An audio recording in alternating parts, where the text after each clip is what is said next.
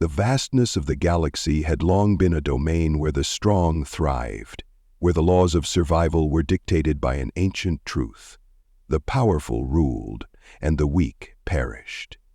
In this galactic order, the Arinthians were the apex, a race of bioengineered beings honed by eons of genetic manipulation and technological supremacy. They had mastered every aspect of existence: science, war, even the intricacies of diplomacy. Their empire spanned dozens of star systems, each one filled with conquered worlds, each one falling to their might. For millennia, they had been the galaxy's hunters, and the rest of the universe was their prey.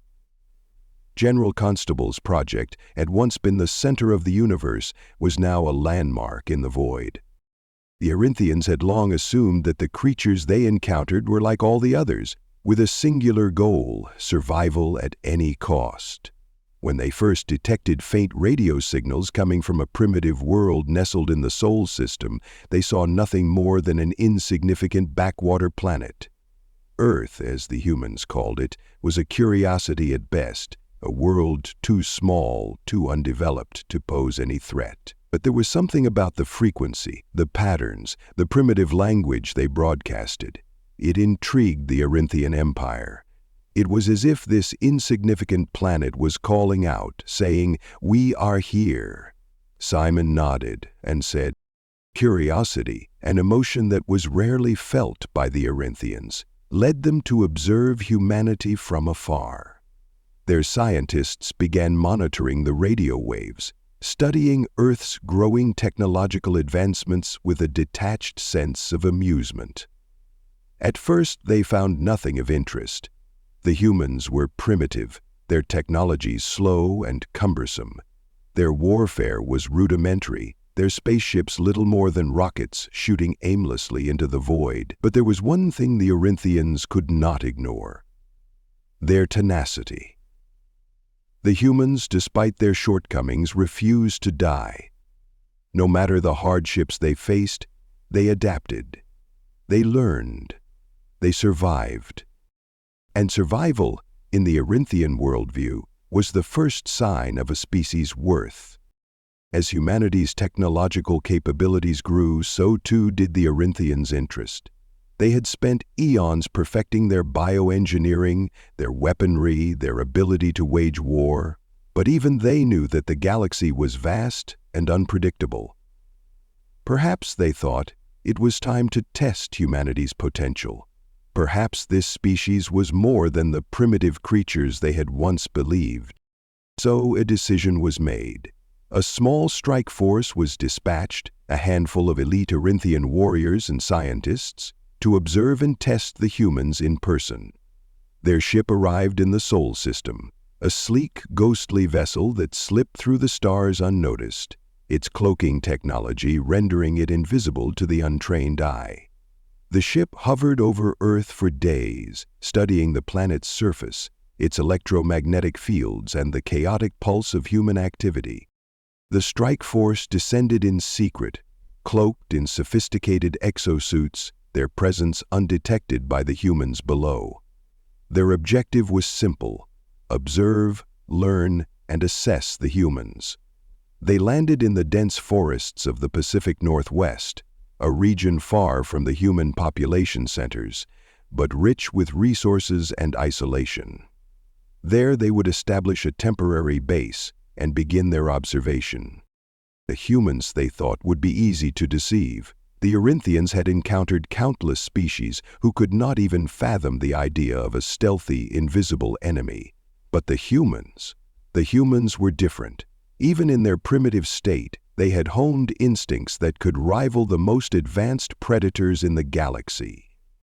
The Arinthian team, well trained in the art of espionage, made their way toward the nearest human outpost, an unassuming military base that had recently been established to study an alien artifact they had recovered. The base was small, and the humans guarding it seemed laughable in comparison to the technological might the Arinthians possessed. But there was something about the humans that set the Arinthians on edge. How could the Arinthians have found the original artifact they had recovered? The base was small, and the humans guarding it seemed little considered a presence, a subtle, unquantifiable energy. It wasn't long before the Arinthians realized their mistake. As they moved toward the perimeter of the base, their sensors picked up a strange fluctuation, a spike in electromagnetic activity. The humans had set up a rudimentary but highly effective detection system. It wasn't sophisticated, but it worked. They had expected an alien incursion, and they had prepared. The Arinthians had assumed that their cloaking technology would go unnoticed, but they were wrong. In the blink of an eye, the atmosphere shifted. The silence of the forest was shattered by the crackling of radios, the rustle of movement in the underbrush. The Arinthian team's first mistake was underestimating the humans' ability to react.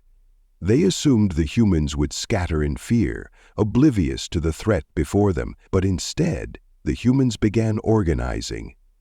It was as if they had been waiting for this moment their entire lives. The Arinthians attempted to remain hidden, using their cloaks to move undetected through the trees, but the humans were not fooled. A small group of soldiers, armed with nothing more than rifles and basic camouflage gear, set up a perimeter around their position. They moved with precision, their eyes scanning the forest with an unnatural calm. They had been trained for moments like this. Sergeant Clara Daniels, the leader of the human team, was the first to spot the Arinthians. She wasn't sure what tipped her off. Perhaps it was the slight shimmer in the air, the faint hum of their cloaking technology.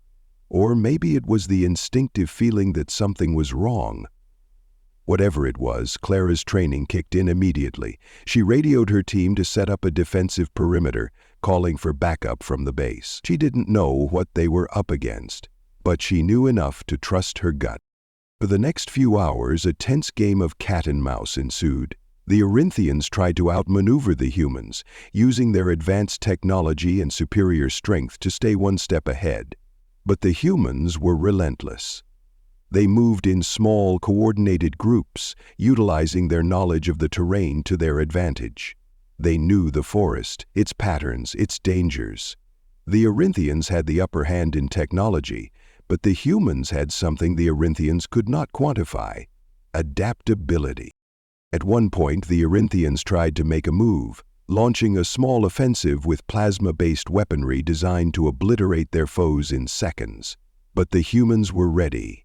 Using a combination of rudimentary traps, camouflage, and sheer cunning, they lured the Arinthians into a clearing where they had set up a series of explosives. It was a crude tactic, but it worked. The blast was not enough to destroy the Arinthians, but it was enough to force them into retreat. The Arinthian team was shaken, their confidence shattered. They had never encountered anything like this before. In all their years of conquest, they had never been forced to retreat. But these humans, these creatures with nothing more than primitive weapons, had turned the tide against them. They had adapted. They had survived. As the Arinthians regrouped, Commander Zelrak, leader of the mission, realized the full scope of the humans' potential. They were not just a species to be observed. They were a force to be reckoned with, a threat, a predator, not prey. Back aboard their cloaked warship, the Arinthian team began analyzing the data they had collected. They had expected to find a weak, defenseless species ripe for conquest. Instead, they had discovered a species capable of holding its own, of outsmarting them at every turn. These humans were not the prey they had anticipated. They were predators. Their strategy, their ability to adapt and improvise, set them apart from every other species the Arinthians had ever encountered. It was a terrifying realization. Commander Zelrak convened a meeting with his senior officers. As they gathered around a holographic display of the human world, the commander's voice was low and thoughtful. "We have misjudged them," he said, his tone tinged with a rare sense of unease.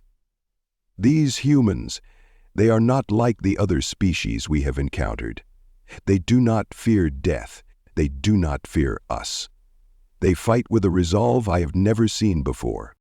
One of the senior officers, Qualos, a biologist who had been part of the mission, spoke up. "But their technology is so primitive compared to ours. We have weapons that can level entire cities, weapons that can tear through their defenses without effort." Zelrok's gaze hardened. That may be true, but it is not their technology that makes them dangerous. It is their spirit, their will to fight. They do not simply seek to survive, they seek to conquer, to dominate. And that is a power we have never had to face before. Qualos frowned. "But we are the apex predators. We are the ones who decide what lives and what dies." The commander's eyes narrowed. "Not anymore. If we do not act quickly, we may find ourselves on the losing side of this equation." No. The Arinthians had always been the hunters, the predators, but now they were beginning to understand that they had underestimated the humans. These creatures, with their primitive weapons and unyielding will, were not prey. They were predators, and the Arinthians were no longer certain they would be the ones to hold dominion over the galaxy. For the first time in millennia, the Arinthians were faced with a question they had never considered. Could they be the prey? Could they be the ones hunted? The thought was anathema to their entire existence. But the humans had shown them something that made their blood run cold. The hunt was no longer a certainty. The predator could become the prey. And that, in the end, was the most terrifying realization of all. The Arinthians had long considered themselves the most sophisticated and lethal predators in the galaxy. Their empire stretched across star systems, each world bending to their will, each species falling before their superior might. Their conquest of other civilizations had become routine, as inevitable as the rising sun. They had mastered the art of warfare, their technology a blend of organic bioengineering and advanced weaponry that allowed them to decimate even the most powerful species in the galaxy. The Arinthians were not merely conquerors, they were apex predators, and the universe was their hunting ground. For centuries, the Arinthians had assumed that their position at the top of the food chain was unassailable. But everything changed when they first detected faint radio signals emanating from a distant, seemingly inconsequential world in the Sol system, a small blue planet called Earth. They had intercepted these signals by chance, at first dismissing them as nothing more than the random transmissions of an undeveloped species. But as they continued to monitor Earth's electromagnetic output, something caught their attention. There was a strange rhythmic pattern in the signals, an intentionality behind the broadcast that hinted at intelligence. This broadcast was considered an intelligently produced recording, creating an electromagnetic field. The Arinthians were intrigued. They had encountered countless species in their time, but never one that displayed such purpose. Earth's primitive inhabitants were still in the early stages of technological development, barely able to send spacecraft beyond their atmosphere, let alone engage in any meaningful interstellar exploration. Yet, the persistence of their signals, their attempts to reach beyond the confines of their small world, fascinated the Arinthian scientists. These humans, as they called themselves, were not yet a threat. But they might become one. The decision was made to send a small reconnaissance force to Earth. The mission would be simple: observe, study, and evaluate the potential of this strange species. They would observe from a distance, taking no risks, gathering data about the humans and their capabilities. The Arinthians had no intention of intervening directly. At least not yet. They were content to watch. The ship that was dispatched was a sleek black vessel capable of slipping undetected into the atmosphere of any planet. It was equipped with the latest cloaking technology, allowing it to remain invisible to the untrained eye. The Arinthian Strike Force, a team of 10 elite soldiers and scientists, entered Earth's atmosphere with one goal in mind: to learn more about humanity. They landed in a remote forested region of the Pacific Northwest, far from any population centers. Here they would set up a hidden base of operations, observing the humans without being detected. Their first few days on Earth were uneventful. The humans seemed unaware of their presence, going about their daily lives with no inkling of the advanced alien technology observing them from the shadows. The Arinthians were careful not to reveal themselves, staying cloaked and hidden, carefully cataloging the humans' behaviors and technological advancements. They were a curious species, the humans, but their technology was still relatively primitive. Nothing the Arinthians had seen so far could pose any real challenge to them. It wasn't until the 5th day of their operation that the Arinthians' perception of humanity began to change. The humans, they learned, had established a small military outpost in the area. This base was conducting research on an alien artifact they had recovered during a previous failed encounter with another species.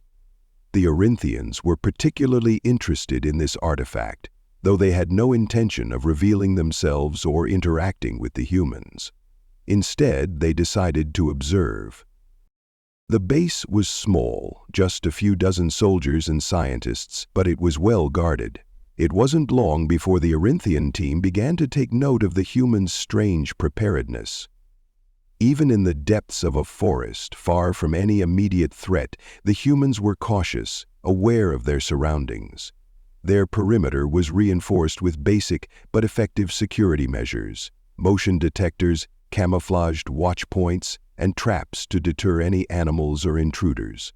The Arinthians, who had grown accustomed to overpowering their enemies with superior technology, were taken aback by this preparedness. The humans were not as naive as they had assumed.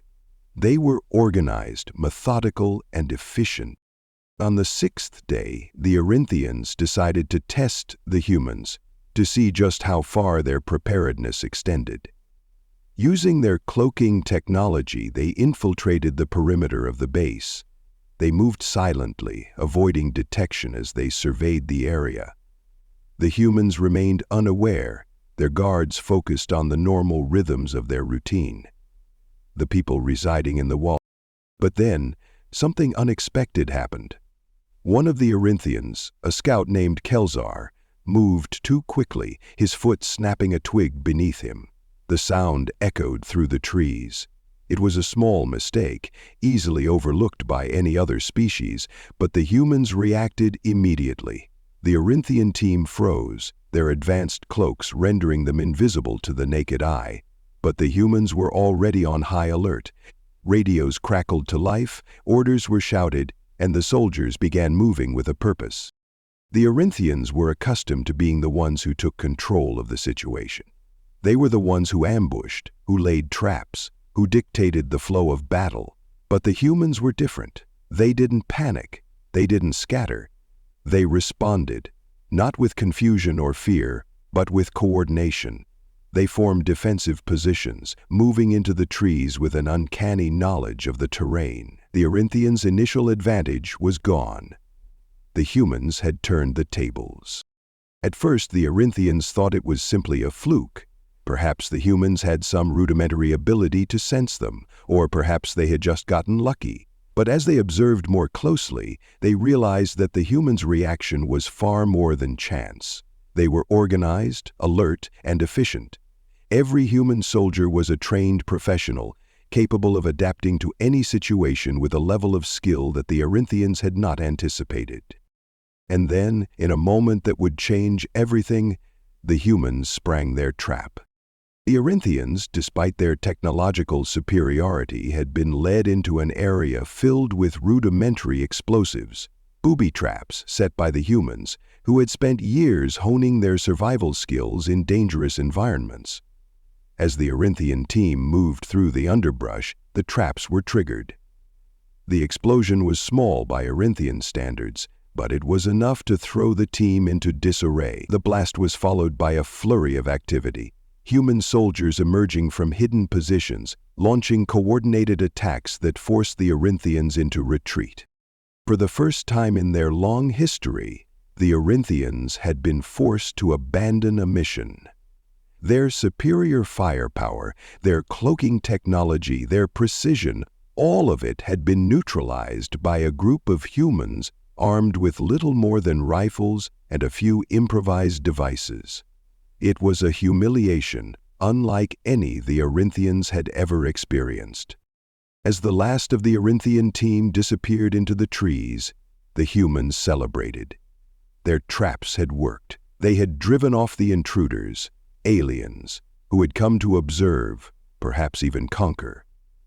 But the humans had shown them that they were not defenseless. They were not prey. They were predators. Back aboard their cloaked ship, the surviving Arinthian team members gathered in silence. The shock of their defeat hung heavy in the air. They had been beaten, not by superior technology or brute force, but by the humans' adaptability, their ability to fight back when cornered. They were a species that refused to die, no matter the odds. Commander Zelrak, leader of the Arinthian mission, sat in the command center of the ship, his eyes fixed on the holographic display of Earth below. His mind raced, trying to process what had just transpired. He had long been proud of the Arinthian Empire, their dominance, their untouchable superiority. But now, he was forced to confront an uncomfortable truth. The Geridians had won the war. The commander knew that this would be true amongst. The humans were not like any species the Arinthians had ever encountered. They were not weak, docile creatures waiting to be preyed upon. They were capable of fighting back, of adapting to challenges, of surviving against all odds. The Arinthians had never considered that a species so primitive, so undeveloped, could present a challenge. But the humans had shown them that they were a force to be reckoned with. Zelrak turned to his second-in-command, a stoic officer named Defeksha. "We've underestimated them," he said quietly. "These humans, they're not like the others. They're different. They're not prey, they're predators." Veksha, usually unflappable, was visibly shaken. "You're saying that they could be a threat?" She hesitated. "It's not like that at all." Zelrak nodded. "Yes. We've always been the hunters, but now I'm not so sure. The humans have something we didn't expect. They don't fear us. They don't fear death. And they fight for survival with a ferocity that I've never seen before." For a moment there was silence. Then Veksha spoke again, her voice thick with disbelief. "But they're still so primitive. Their technology is nothing compared to ours. We could obliterate their cities in an instant." Zelrak's eyes narrowed. "It's not their technology that makes them dangerous. It's their spirit, their resolve. They don't just want to survive. They want to dominate. They want to be the apex predators. And that is something we've never had to face before." The realization hit hard, like a blow to the chest. For the first time in their long history, the Arinthians had found themselves looking over their shoulder, uncertain of their place in the food chain. The humans, these primitive creatures, had shown them that even the greatest predators could be prey. As the Arinthians withdrew from Earth, they were no longer the confident conquerors they had been before. They were filled with doubt, fear, and a new understanding of the universe. No one was invincible. No one was truly at the top of the food chain. Not even the Arinthians. And that, above all else, was the most terrifying revelation of all. Zelrak's eyes flashed with a mixture of awe and dread. "I don't know, but they are close. The way they adapt, the way they learn from their mistakes, it's unlike anything I've seen."